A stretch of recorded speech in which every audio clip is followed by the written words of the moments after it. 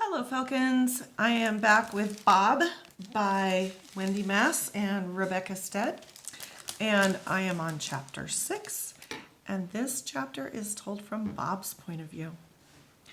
If I think back really hard, I can still see the 5-year-old Livy curled up on the straw, her long hair and orange pajamas matted with leaves, and a tiny frog stuck inside the hood.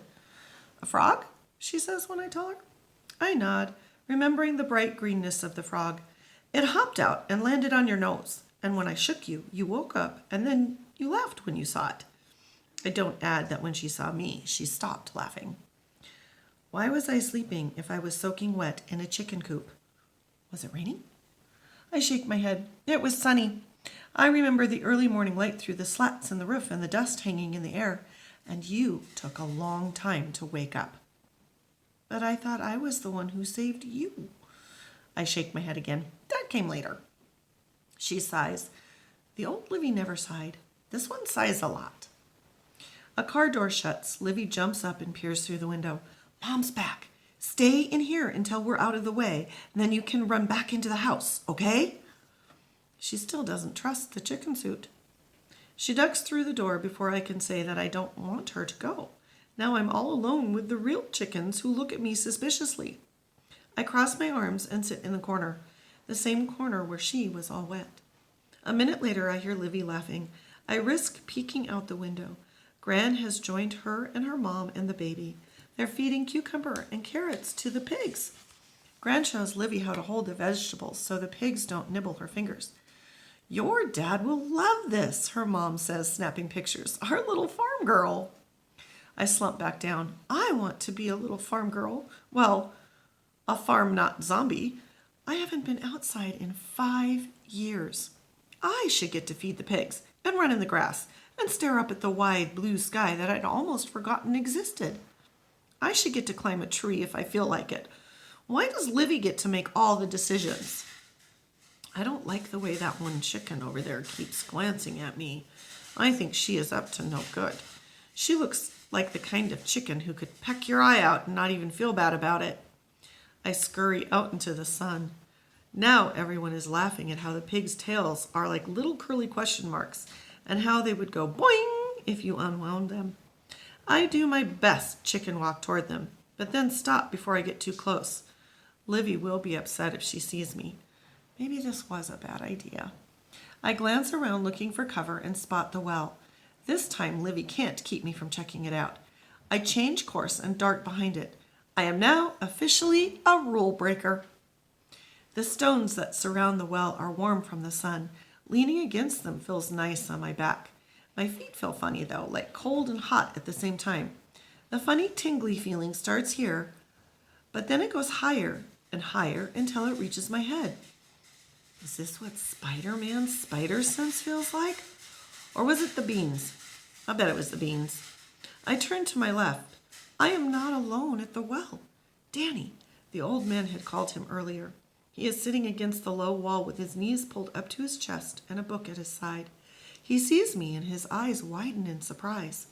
But it's not the kind of surprise like if you just saw a not zombie, more like the kind where you just saw a big chicken. He has pink icing around his lips and he's been crying.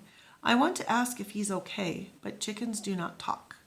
So instead, I peck at the ground and think that life can't be all that bad if you just ate something with pink icing on it. "You're lucky to be a chicken," the boy says, angrily wiping at his eyes with the back of his hand.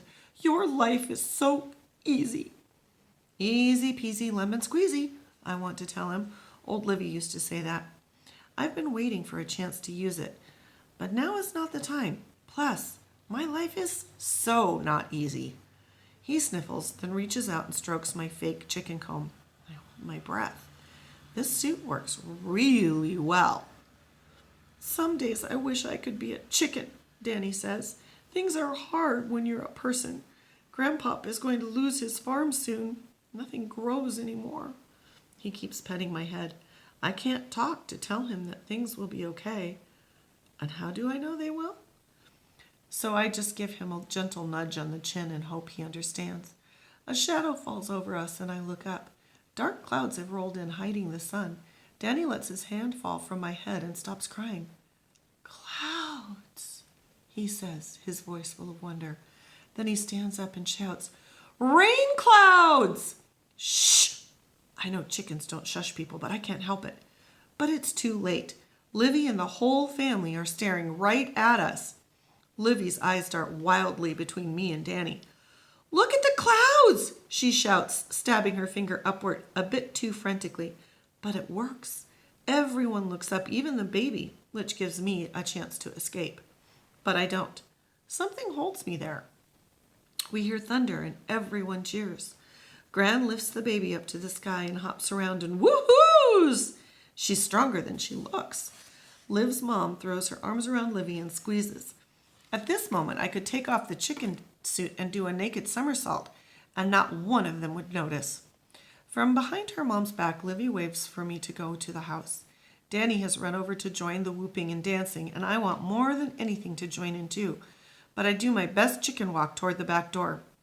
Giant blobs of water plonk onto my head, splash on my face, and roll down toward my mouth.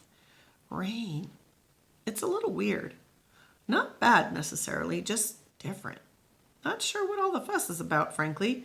By the time I've made it to the door, the rain has stopped and the clouds are rolling away. That was fast.